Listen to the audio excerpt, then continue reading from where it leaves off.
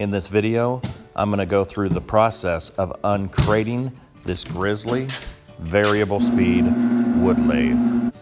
I'm going to show you how they packed it up to make sure that it gets to your place safely. And I gotta say, they did a pretty good job of getting it crated in so nothing moved around. I'll show you step by step how we took the crates off and unbolted it and reassembled it. And I'll go through some of the reasons why we build our own table instead of using the legs that came with it. So far, our first impressions are really good about this machine. There's a learning curve on how to put it together, and I'll show you some of the things we learned while putting it together. Some of the things we actually had to pull the manual out to see how they worked. I know nobody wants to read instructions. Maybe watching this video, you might not have to pull out your instructions, but it's still a good idea to read these instructions because you want to be safe. Understanding this lathe head is pretty important. There's some fine adjustments on this head, so you want to make sure it's nice and secure. Each time you use the lathe, you'll want to make sure it stays secure. So we'll go through some of the details that we felt were important. So let's go through some of those details and get this box open. This crate weighs a little under 400 pounds. We made sure that the truck that delivered it had a lift gate, and we set it right onto this wheeled cart. So we'll pull some of this plastic off and get rid of some of this foam packing.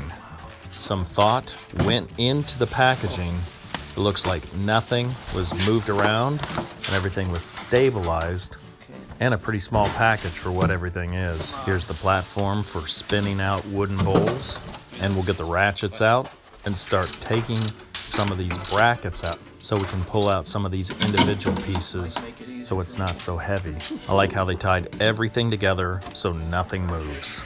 So the walls of this crate are pretty thin and they just snap right off. It's a lot easier getting these bolts out when you have the sides off the crate. This steel plate holds the legs into place so they don't move around. Once it's disconnected, you just take the legs off. I like how they use these L brackets to really connect it to the lathe itself. It was definitely a lot easier taking all the pieces off than trying to lift everything off the pallet. In a way, it's kind of like Christmas.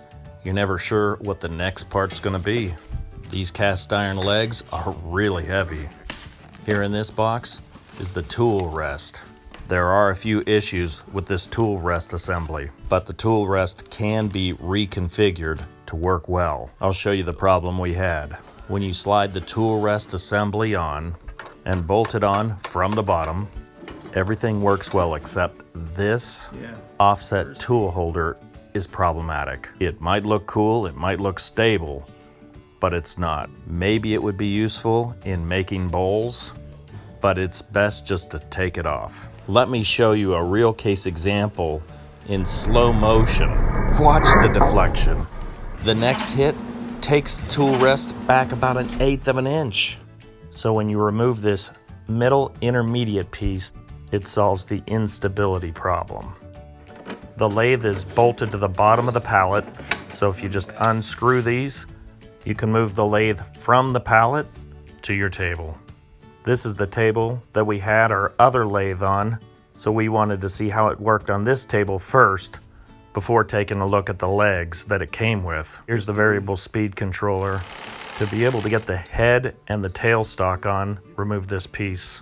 Underneath the head and the tailstock are these T-slots that connect to the base of the lathe. The gear head is pretty heavy, so it's nice to have two people to be able to slide this into position. You can actually put the head in two positions. We're gonna spin it this way because we want the power shaft inside the lathe.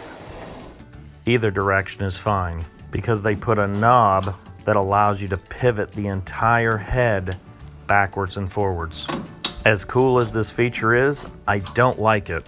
Because of this mechanism, the head can become unstable. Once you have everything assembled onto the base of the lathe, go ahead and put this piece back on. This will ensure that they can't come off. Then we'll mount the display for the variable speed on the top of the lathe. The tool post rest also goes on in the same way. Just connect up this T-slot connector, but not too tight because you want it to be able to move. So slide this into the middle so we can get the tailstock put on.